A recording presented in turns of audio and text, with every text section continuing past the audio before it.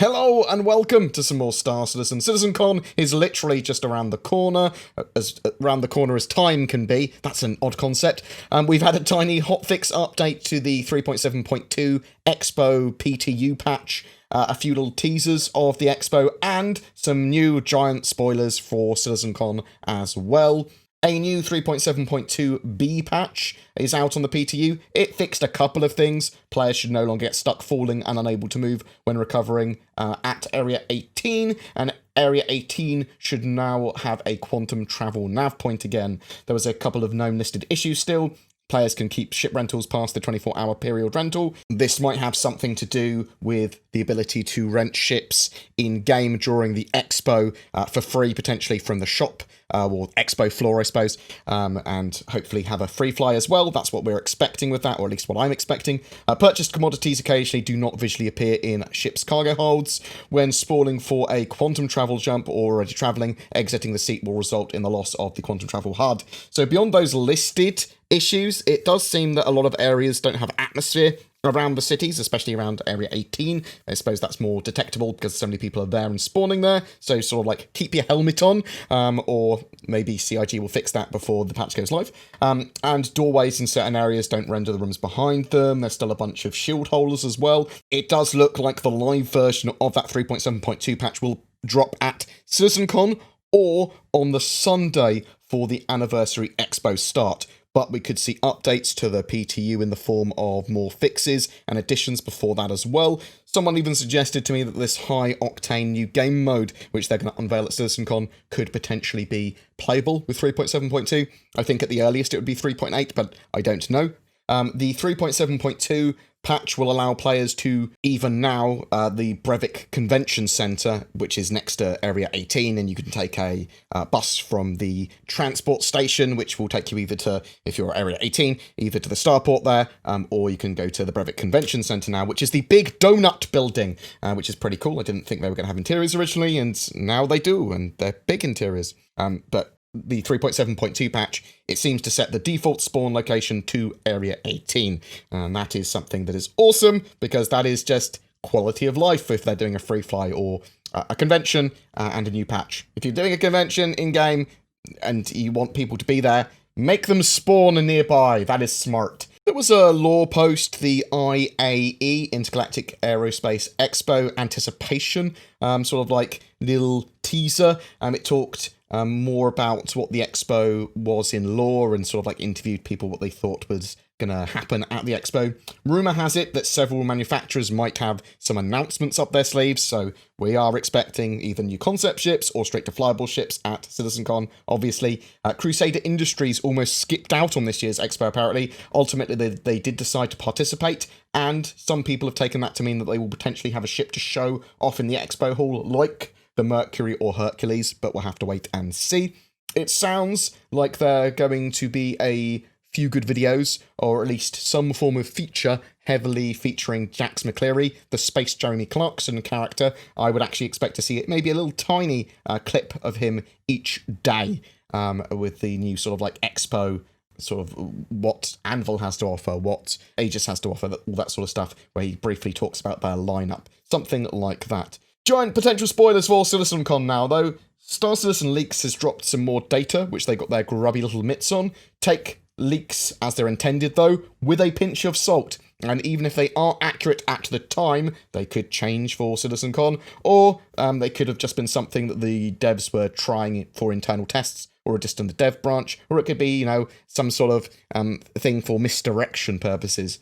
There has been details of a mission, though, that takes the player to Microtech and then to Pyro and Ruin Station there, which is the pirate station there. And we have some data mined descriptions for that mission, and it's expected that this is one of the things they will show at CitizenCon. Sources of mine have told me that Microtech is attempting to develop an adaptive decryption program. The team building this program are being housed in one of Microtech's off-site research facilities. Security will be heavy, but I trust you will have ways to evade them. Steal the code and bring it to me. I will make sure you are well compensated. It's time to make the Empire's corporate overlords see the true power of the people. Now, to me, that is quite possibly linked to some of the transmissions that have been going to Port Olisar and around the Stanton system, where it talks about the sort of like people of Stanton, there's been a grave injustice, that sort of thing. It talks to me as like someone that thinks they're a freedom fighter, and it could well be that this is to do with that.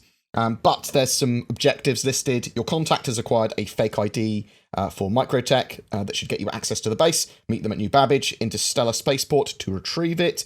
Use the fake Microtech ID to gain access to the supply shuttle headed for the research facility. Access the secure server to make a copy of the program code.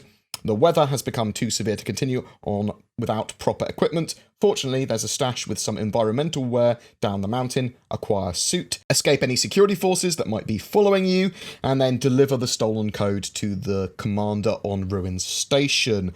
The suit they are describing, I would assume, is just armor that has environmental resistance. So some of the new Microtech line of clothing that goes, this is really good for cold weather. But Star Citizen leaks have also suggested that there might be an RSI Titan suit that will be shown off at CitizenCon 2. And I think they were leaning towards that it's potentially that suit that you'll be going for in that stash. So that's a potential. I could certainly see the Titan suits being branded as RSI.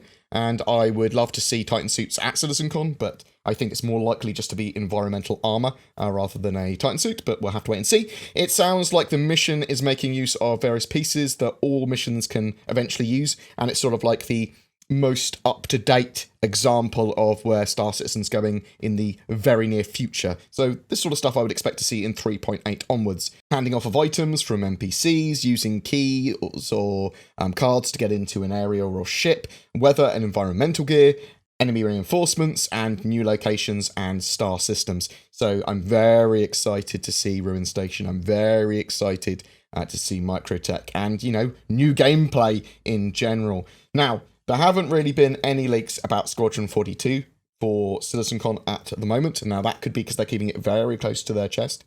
Or it could be that CitizenCon is just not having a focus towards Squadron 42 at all.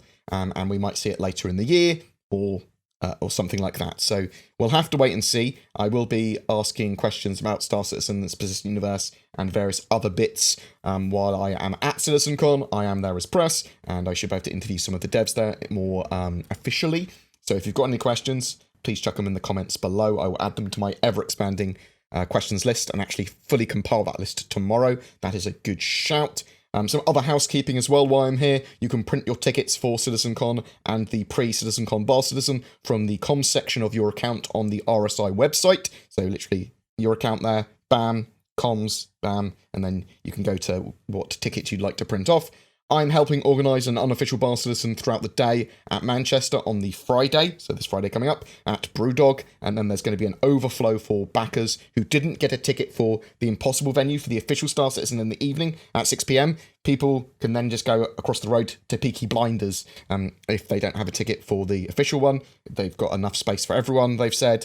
Links below to details of those venues and more details of exactly what's going on the day. I'd love to know what you think about the potential leaks and stuff that they're showing at CitizenCon. Are you excited for it? Are you disappointed for it? What ships do you think they will reveal on concept and straight to flyable? Do you think we'll see Squadron 42 stuff like a start of a Squadron 42 marketing campaign, potentially a hard Squadron 42 release date, or do you think that's wildly optimistic from me? I mean, it is at this stage at the moment sort of like at least a little bit less likely than I originally expected. I did think there was going to be more Squadron 42 sort of like push here. There's nothing on the schedule for it either at the moment. What are you looking forward to at CitizenCon? What do you think this high-octane gamer mode that they're going to unveil is going to be? Do you think it's Battle Royale or Satterball or something entirely different, something sort of like more combined armsy? Whatever your thoughts, I'd love to hear from you in the comments below.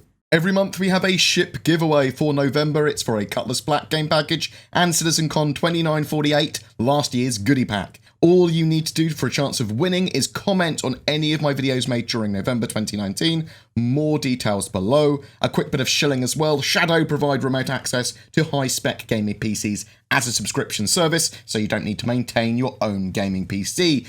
You can leverage the power of your internet to turn your phone, tablet, laptop, or home PC into a monster. They are taking pre-orders for their new hardware configurations, scaling for 4K gaming, up to 32 gigs of RAM, and a GeForce Titan RTX. which I am very much looking forward to playing Star Citizen on. Links below, and use the code BoredGamer to get a discount.